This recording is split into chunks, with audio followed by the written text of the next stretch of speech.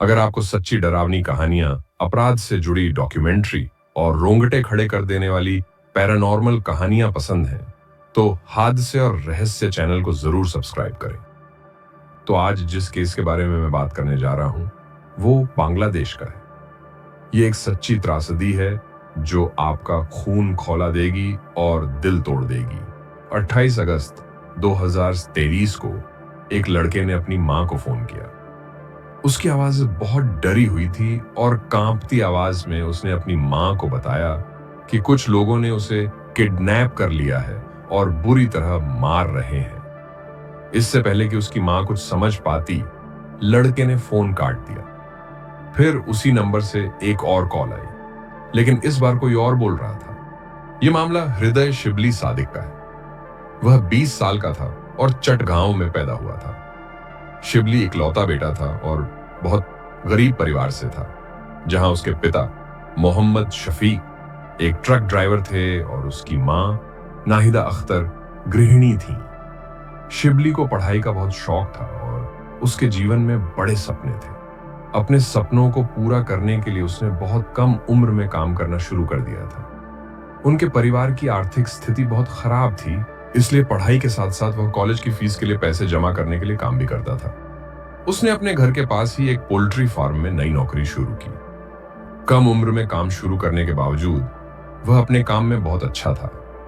शिबली ने वहां इतना अच्छा काम किया कि पोल्ट्री फार्म के मालिक ने उसे एक कर्मचारी से मैनेजर बना दिया। इस पद को पाने के बाद शिबली अपना काम ईमानदारी से कर रहा था और साथ ही अपनी पढ़ाई के लिए भी पैसे कमा रहा था। शिबली बहुत दयालु और सहृदय था। इसी वजह से कहा जाता है कि अच्छे लोगों के साथ बुरी चीजें होती हैं। पोल्ट्री फार्म में काम करते हुए शिबली ने कई दोस्त बनाए, लेकिन उनमें से ज्यादातर उससे 5-6 साल बड़े थे और पढ़े लिखे होने के कारण उससे नीचे काम करते थे। लेकिन उसकी ईमानदारी के कारण कभी कभी फार्म में उसके और उसके दोस्तों के बीच झगड़े हो जाते थे। ये झगड़े बड़े नहीं थे, वे आमतौर पर फार्म पर ही सुलझ जाते थे। शिबली का काम और पढ़ाई दोनों अच्छे से चल रहे थे। वह अपना समय सही तरीके से मैनेज करता था। 28 अगस्त 2023 की सुबह वह अपने रोजे के रूटीन के अनुसार काम पर गया। उसने अपनी ड्यूटी की और हर रोज की तरह उसे उस रात घर लौटना था, लेकिन शिबली उस रात घर नहीं आया। उसका परिवार उसका इंतजार कर रहा था, क्योंकि कभी कभी उसे काम के लिए रुकना पड़ता था। उन्हें लगा कि शायद उस दिन भी ऐसा ही कुछ हुआ होगा। हालांकि समय बीतने के साथ उनकी चिंता बढ़ने लगी। रात 11-12 बजे तक जब वह अब भी नहीं लौटा, तो उसके परिवार ने उसे फोन करने की कोशिश की, लेकिन वह फोन नहीं उठा रहा था। लेकिन रात सुबह में बदल गई और शिबली अब भी घर नहीं आया। तो अब उसका परिवार और भी चिंतित हो गया और उन्होंने आस पड़ोस में पूछताछ शुरू कर दी कि क्या किसी ने उसे देखा है। उन्होंने फार्म के मालिक को भी कॉल करने की कोशिश की, लेकिन उनसे भी संपर्क नहीं हो पाया। फिर शिबली की मां को एक कॉल आया। कॉल शिबली का ही था, लेकिन वह बेहद डरा हुआ लग रहा था। उसने अपनी मां को बताया कि कुछ लोगों ने उसे किडनैप कर लिया है और उसे पिछले 12 घंटों से एक कार में बंद करके रखा हुआ है। वे उसे बुरी तरह से पीट रहे थे। इससे पहले कि शिबली कुछ और कह पाता, कॉल अचानक कट गई।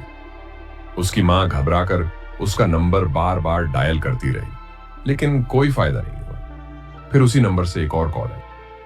इस बार आवाज पूरी तरह से अलग थी। कॉल के दूसरी तरफ मौजूद शख्स ने कहा, तुम्हारा बेटा शिबली फिलहाल हमारे कब्जे में है। हमने उसे किडनैप किया है और अगर उसे सही सलामत वापस पाना चाहती हो तो पुलिस से संपर्क मत करना। किडनैपर ने कहा कि अगर वे शिबली को जिंदा वापस चाहते हैं तो उन्हें 15 लाख टाका का इंतजाम करना होगा। इसके साथ ही कॉल खत्म हो गई, इससे पहले कि शिबली की मां कुछ कह पाती।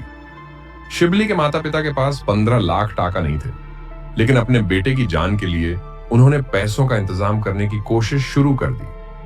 3 दिनों तक उन्होंने हर कोशिश की, पड़ोसियों और रिश्तेदारों से मदद मांगी।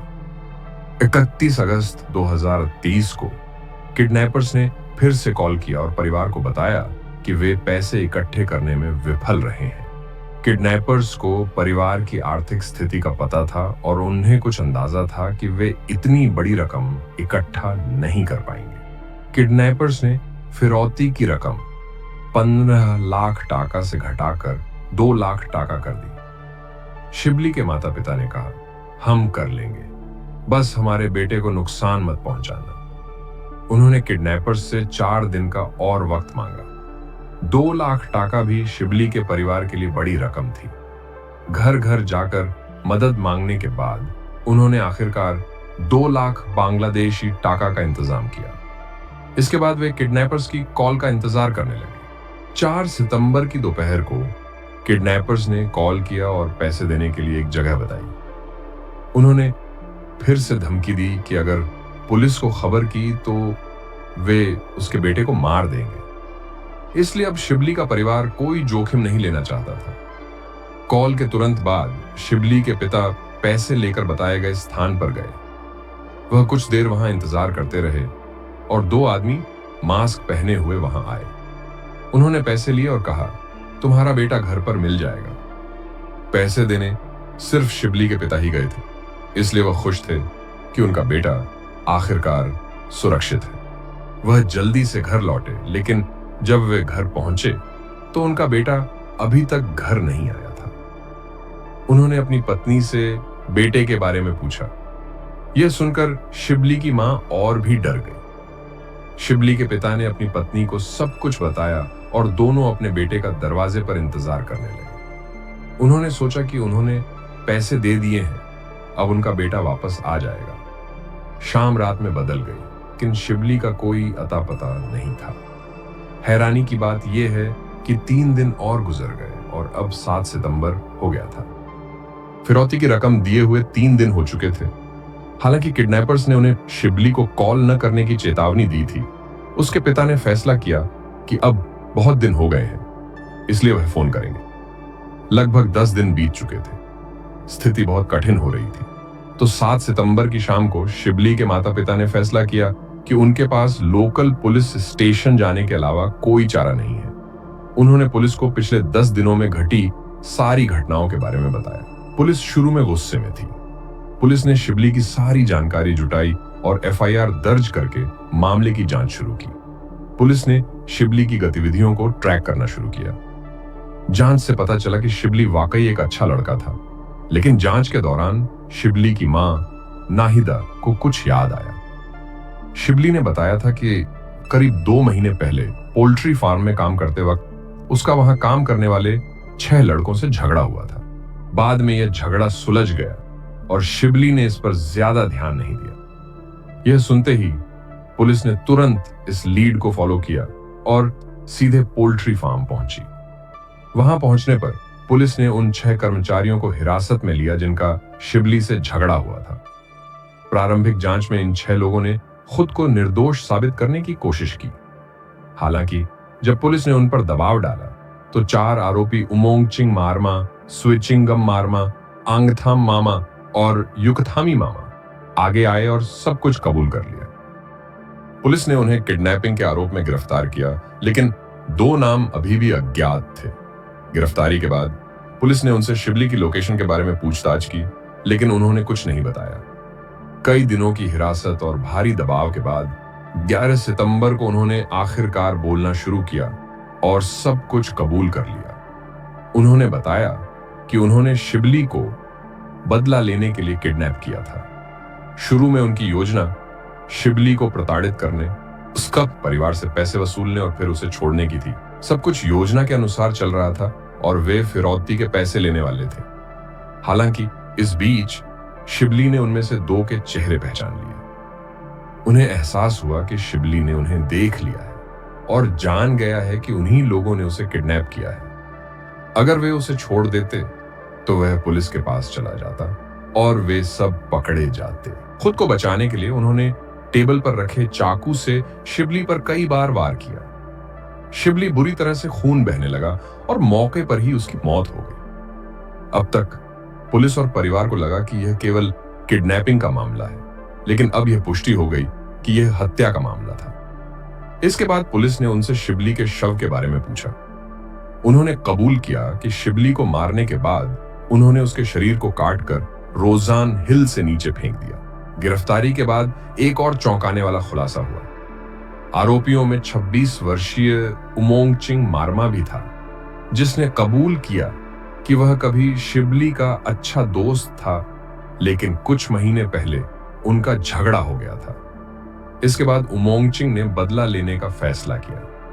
उसने अपने कबूलनामे में बताया कि शिबली की हत्या के बाद उसने खुद ही उसके शरीर को टुकड़ों में काटा और बाकी शरीर को पहाड़ी से नीचे फेंकने से पहले कुछ मांस के टुकड़े खा लिए। यह एक भयावह और शर्मनाक कृत्य था। जैसे ही यह खबर मीडिया में पहुंची, देश भर में बड़े पैमाने पर विरोध प्रदर्शन शुरू हो गए। लोग गुस्से में थे और न्याय की मांग कर रहे थे। पुलिस उन्हें पहाड़ी पर लेकर गई और थोड़ा नीचे उतरने पर उन्हें शरीर के टुकड़े और कंकाल बिखरे हुए मिले। थोड़ी और नीचे जाने पर उन्हें एक पूरा शरीर मिला, जिसका चेहरा पूरी तरह से नष्ट हो चुका था, जिससे उसकी पहचान करना असंभव था। हालांकि हालत और सुराग के आधार पर यह पुष्टि हुई कि वह शिबली का ही शव था। यह देखकर पुलिस ने उन सभी को हत्या के आरोप में गिरफ्तार कर लिया। 11 सितंबर की शाम को जब पुलिस उमोंग-चिंग मारमा और अन्य आरोपियों को ले जा रही थी, तो भीड़ ने उमोंग-चिंग को पुलिस की गिरफ्त से खींच लिया और उसे पीटना शुरू कर दिया। अदालत के फैसला सुनाने से पहले ही भीड़ ने उसे मौके पर ही मार डाला। पुलिस ने किसी तरह बचे हुए 5 आरोपियों को बचाने के लिए आंसू गैस छोड़ी और लाठी चार्ज किया और उन्हें फिर से हिरासत में ले लिया। बाकी के 5 आरोपी अभी भी जेल में हैं। शिबली के माता पिता ने सब कुछ खो दिया। वे पहले से ही संघर्ष कर रहे थे और बेटे को खोना उनके लिए बहुत बड़ा झटका था। हमेशा शांति का चुनाव करें। किसी छोटी बहस को बड़ा मत बनाएं। कानून अपने हाथ में कभी न लें। इस दुखद कहानी का अंत यहीं होता है। मैं आप सबसे अनुरोध करना चाहता हूं कि अगर आपको सच्ची अपराध कहानियां, डरावनी कहानियां पसंद आती हैं तो कृपया मेरे चैनल को लाइक और सब्सक्राइब करें। इससे मुझे बहुत मदद मिलती है। अपडेट रहने के लिए नोटिफिकेशन बेल को दबाएं। फिर मिलते हैं बहुत बहुत जल्द।